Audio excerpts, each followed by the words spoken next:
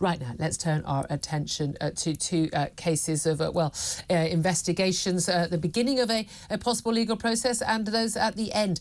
Danny Shaw is a crime policing and justice commentator and joins us. Good morning to you, Danny.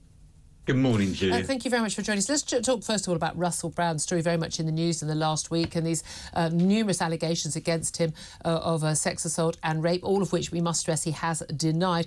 Yesterday we had the Channel 4 chief executive, joining in, chiming in, I would say, after Tim Davie, the Director General of the BBC, Alex Mann. She said that the allegations against Russell Brand are horrendous and the industry needs to confront bad behaviour and speak out on this. There does just seem to be this sort of big sort of mea culpa from all these people, either in the comedy world or in TV production companies or TV stations, where they're all going, oh, it's terrible, I can't believe we didn't do anything. When everyone knows, apparently it was an open secret, that they all knew what was going on all the time. Do you think this is going to fly?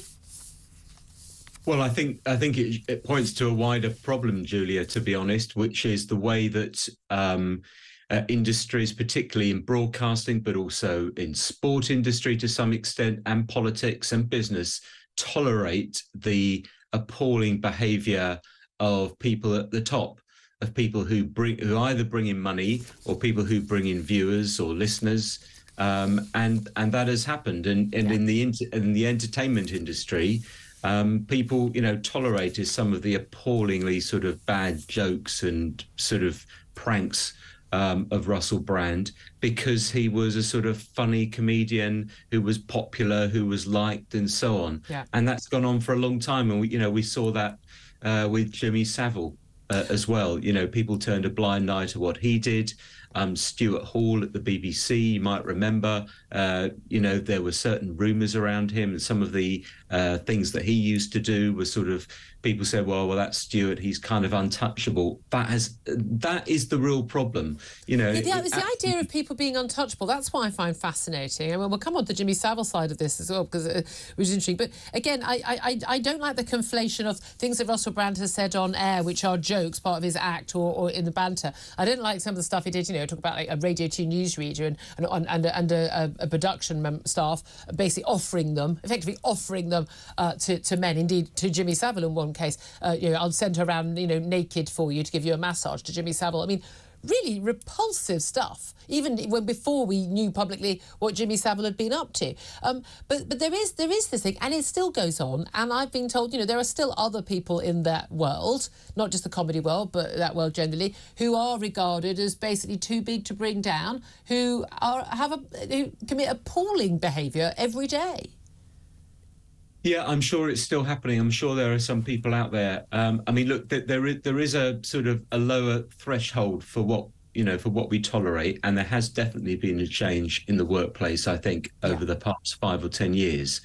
But the fact that that he was sort of urinating, Russell Brand allegedly urinating in a bottle in front of people on stage or in a studio. Yeah. Making fun of a newsreader repeatedly, it is alleged. No, not alleged. It went out on air. I mean, that's the thing. A lot of this stuff, again, this wasn't stuff that was behind closed doors. It was going on in plain sight, and no one did anything because, that's Russell Brand. But that's the interesting thing now, is that you mentioned Jimmy Savile there.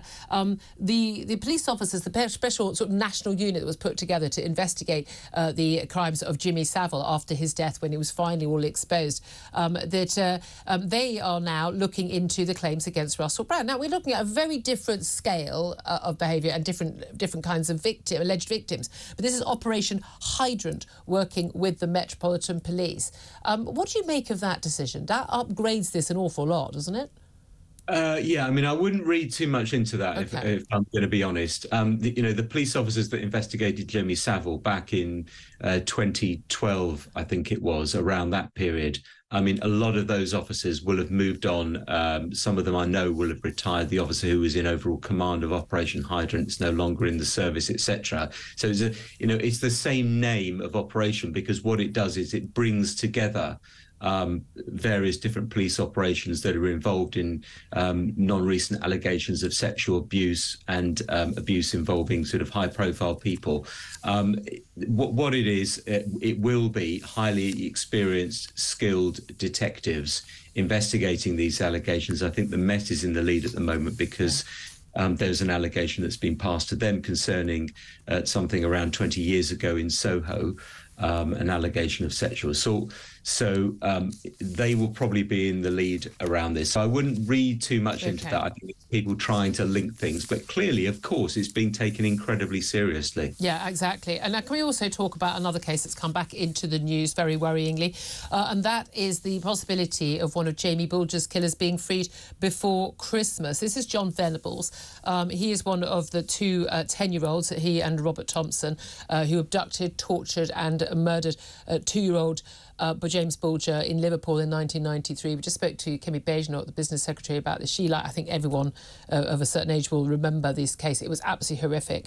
And the fact that it was children that committed these heinous crimes, and a lot of the most disgusting aspects that weren't in the public eye. He was released from jail along with John Venables, Robert Thompson, in 2001. He's been recalled twice to jail because of possession of indecent pictures of children, concerns about his risk to the public. He's now been granted a 2-day parole hearing in November. What are the chances that he will be granted bail and will be back out on the streets? Well, it's about whether or not he's actually released, not on bail, but on licence. Yeah, on licence, sorry. And the decision will be made by the parole board. There'll be a 2-day hearing with a 3-member parole panel, and I imagine it will be headed by a senior member of the parole board who will be a judge or judicial figure to make sure they get this decision right. Julia, this all depends on risk. The parole board is not there to say whether the crimes he committed were awful or heinous. They are there to look at the risk that he poses should he be released and whether that risk can be managed in the community. Is there a high risk of harm to the public, in which case he will not be released, or not? Or is there minimal risk? That is what it's about. It's a risk assessment hearing. But again, we've got minimal. We often know it's three people on that panel. Their idea of what a reasonable minimal risk would be to the public is probably different from most of ours. And I completely understand the idea of rehabilitation, but the fact that this man has been recalled to prison twice because he's got pictures of indecent pictures of children on his computer. The mother, still grieving mother. I mean, how would you ever get over your child being killed in this way? This is Denise Fergus. She has said she has no doubt that he will kill another child. Now, look, she's not been with him behind bars. She's not a psychologist and the like.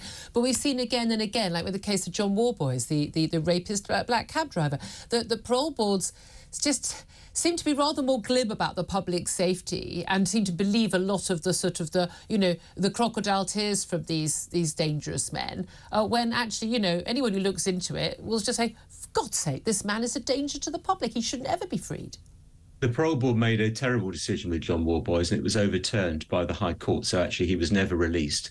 But if you look at the statistics, and I'm going to have to stick up for them here, if you look at the statistics of the number of people that they release and the number of serious further offences they commit, it's a tiny number. It's a tiny fraction. Now, that doesn't excuse the decisions that they make that go wrong, or minimise the impact that it has when someone that they've released goes on to commit a heinous crime. Of course it doesn't, but it is a risk assessment, and they will be apprised of all the information, the rehabilitation work he's done in prison. They will be very, very aware of the fact that he's been released twice before and has committed serious offences before. Don't think that they won't have that in the back of their minds.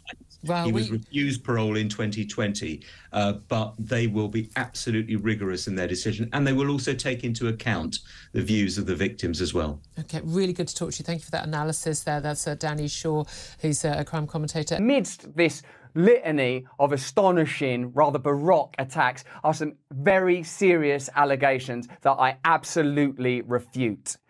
These allegations pertain to the time when I was working in the mainstream, when I was in the newspapers all the time, when I was in the movies, and as I've written about extensively in my books, I was very, very promiscuous. Now, during that time of promiscuity, the relationships I had were absolutely always consensual. I was always transparent about that then, almost too transparent.